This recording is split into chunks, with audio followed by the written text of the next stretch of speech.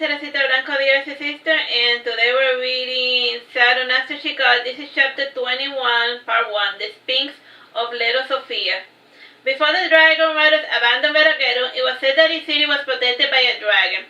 Those that did not happen were a cause for major concern by the feudal. It meant that Bersamet did not trust them enough to give them a dragon. Needless to say, neither the South or the Western Kingdom had their own dragon. Indeed, it was a strange to hear talk of getting a dragon of our own town for protection.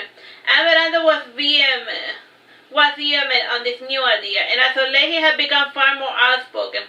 He was even drinking a lot less, which was a bother. Without his drinking habit, he was filling out the void by playing war games at Chicot's expense.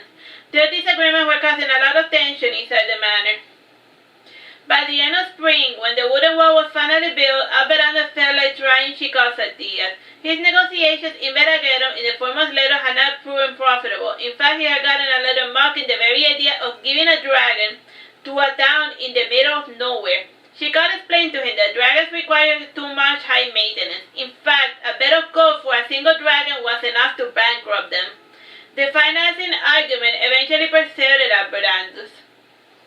It was one cool spring morning when the altar for the Sphinx was set up. It was placed on a high window of the tower behind the manor. It was the highest point of the entire city. The window opened to a balcony with a large protrusion. The bottom floor was reinforced to account for the weight of the beast. Though the sphinxes were said to be 4 times smaller than dragons, they were still formidable beasts of considerable size.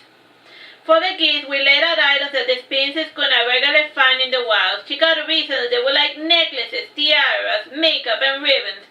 He also put it out fancy tea with aromatic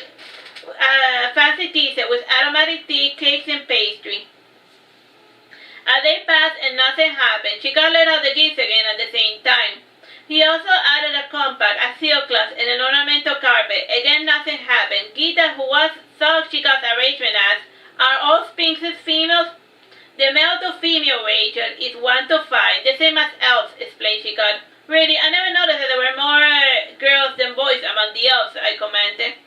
"I guess you thought it was sheer coincidence that Gita has 4 sisters and no brothers," I said, chuckling. "I always wonder what determines a baby's gender," said Gita thoughtfully. "The general rule is that men determine the gender, though there are some notable exceptions among species," explained Chicot.